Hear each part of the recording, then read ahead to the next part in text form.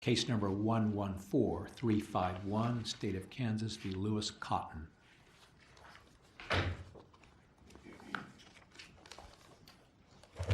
Please, the court. Chief Justice, I would ask for 3 minutes rebuttal time, please. 3 minutes is granted. This case surrounds the facts that Mr. Cotton was convicted by jury trial in 1988 of some very serious crimes. He has been in prison since that time. In 2014, he filed what was titled a motion to void a judgment.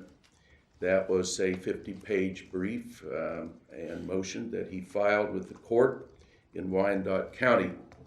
In response to that motion, the court filed an order. And that particular order is set forth in the record, of course, and it is, in our view, in violation of this court's Rule 183J. And it is in violation of that rule because it did not follow the admonition of the rule, which is to say that the court is directed, the district court is directed, to file findings of fact and conclusions of law on each issue presented. Now, in order for this court to get where Mr. Cotton needs to go, we're going to ask the court to construe that motion to void judgment as a motion to correct an illegal sentence. The court knows that there is no time limits on that. We have also submitted to the court a case by the name of State versus Jimmy Barnes. And in the case of Mr. Barnes, the court discussed the relationship between a 60-1507 motion and a motion to correct an illegal sentence and its relationship to Rule 183J. And I think that's central to this argument in terms of, did the court comply with Rule 183J, and should it be applied to motion to correct an illegal sentence? In the Johnson case, it certainly gives voice to that fact that it should be. Now, in some ways, the facts of this case give sort of an extreme view of the application of Rule 183J, and what I mean by that is that, and I'll quote from the court's order, defendant's motion to set aside a void judgment is considered by this court and the same is denied. Now, there's some other aspects to that order, but I want to focus on that first part of the order, which really goes to the void judgment motion. And I don't know that you could ever get an order from the court that is in less compliance unless you would have an order that would say no, signed judge, because it just simply doesn't comply. And we're going to ask the court to construe that as not being in compliance and remand that motion and order in the case itself back down for compliance. Now, having said that, the other part of it is the motion and the brief and the construction of that motion by Mr. Cotton, apparently acting pro se, that challenges that particular motion, challenges the jurisdiction by indicating in the first 4 or 5 pages of that motion that he is asking the court to deny jurisdiction on the basis of failure of due process. And he cites a number of cases in that regard. But due process isn't jurisdictional, is it? You can waive due process. You can And if waive anything that's waivable isn't jurisdictional, is it? But there are cases in his brief that go to the point that if due process is violated, then in terms of jurisdiction to render a judgment, court can't do that. But what you say, Justice Johnson, is true, of course. Now, the other problem that Mr. Cotton has is that this motion is over 20 years old.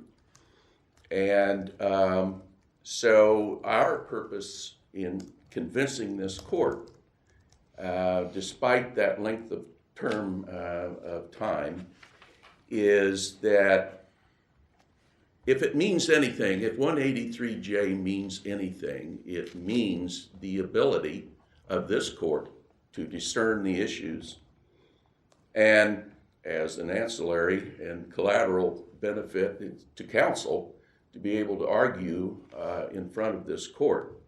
So I guess the point is, at what point does this court take that motion and say, you got to comply with it? Well, This court is... Mr. Wells, let's Yes. look at the motion, and you want us to construe it as a motion to correct an illegal sentence. Yes. And we have quite emphatically said that that motion is limited in what it can, that to which it may apply. And if we disagree that due process complaints deprive the sentencing court of subject matter jurisdiction, then what other basis do you have to use that vehicle to seek relief for his complaints that are basically appeal, direct appeal type complaints? They are obviously limited, I'd be the first to admit that, but I think he does make a solid, colorable case for jurisdiction.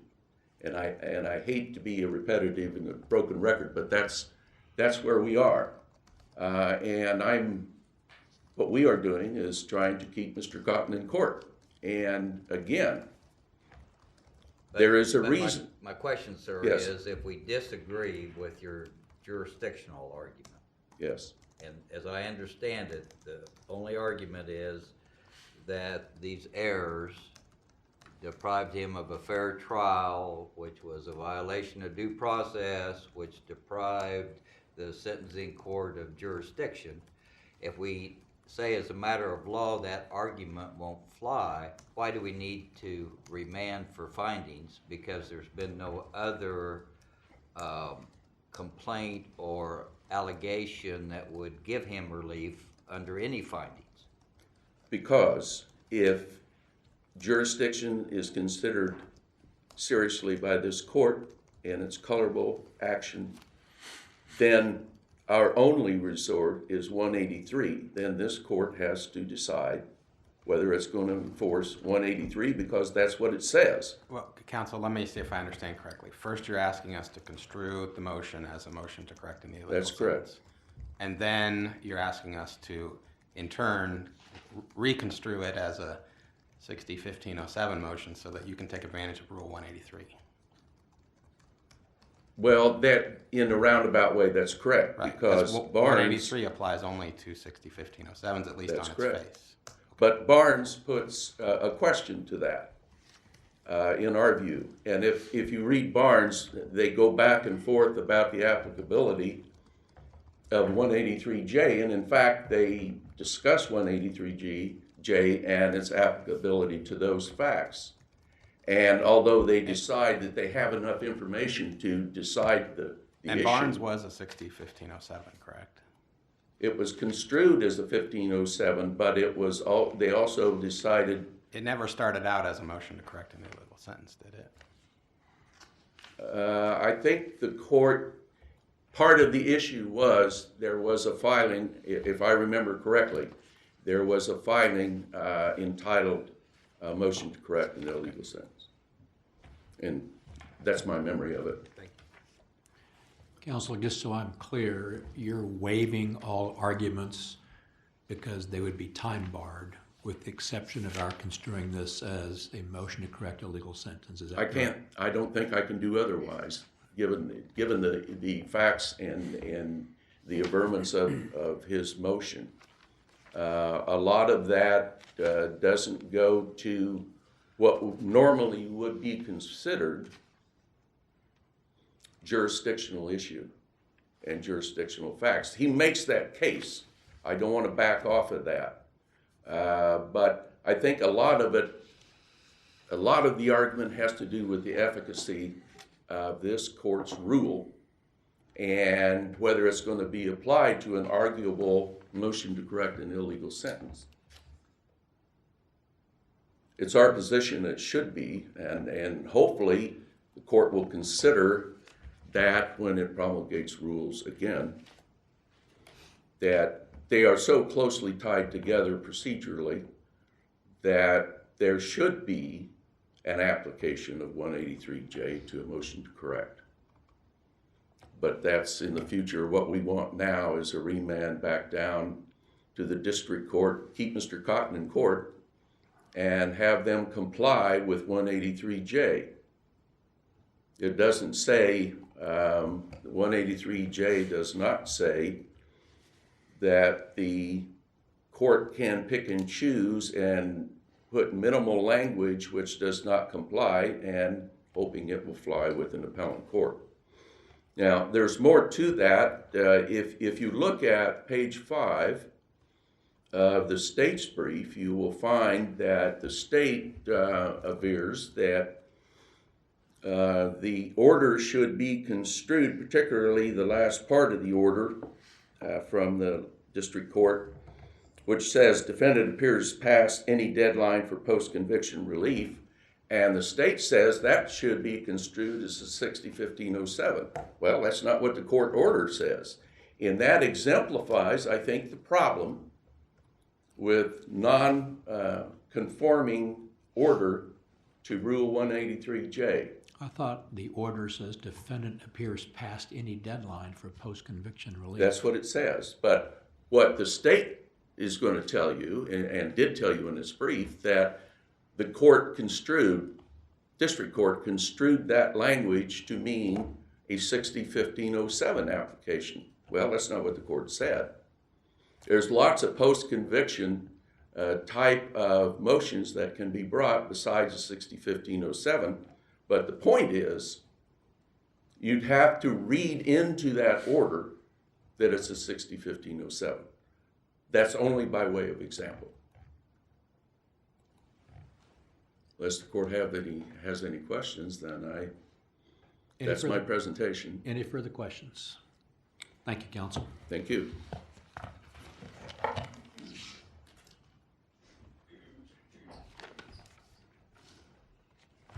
May it please the court, Cheryl Lidke, Chief Deputy District Attorney, Wyandotte County.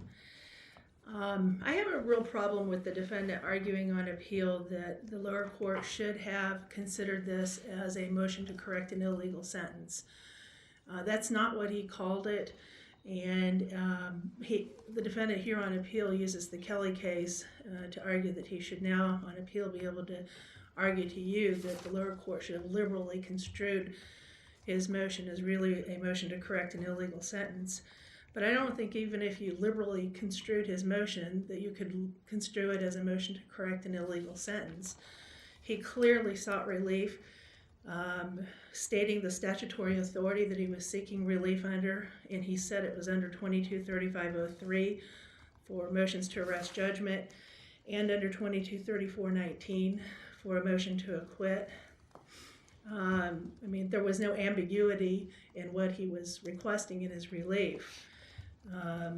And clearly he was out of time under both of those statutes to seek that specific relief. And the court made factual findings.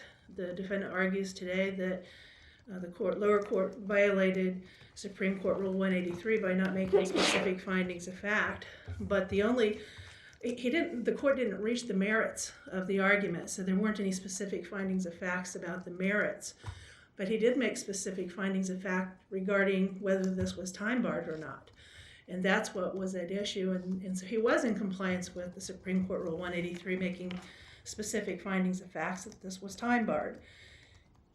The only other vehicle for post-conviction relief would have been either a 60-1507 or a motion to correct an illegal sentence. I think it's quite a stretch, again, to argue now on appeal that he was asking for a finding that there was an illegal sentence. If you look at page 3 of the defendant's brief, he summarizes the 8 specific allegations that he made in his, I think, his 50-page petition to the court. Every single one of those allegations is an allegation of trial error. There's not one single allegation in which he's alleging that his sentence was illegal. And this court has been clear in its definition of an illegal sentence. It's either one that is imposed by a court without jurisdiction. This court clearly had subject matter jurisdiction over this particular case some 26 years ago when it was prosecuted, and he was convicted for first-degree murder, among other things. The other definition that this court has said constitutes an illegal sentence is a sentence that does not conform with the statutory provisions. There's no allegation here that the sentences that were imposed violated statutes, either in character or the term of punishment. Thirdly, whether the sentence was ambiguous with respect to the time or manner in which it was to be served.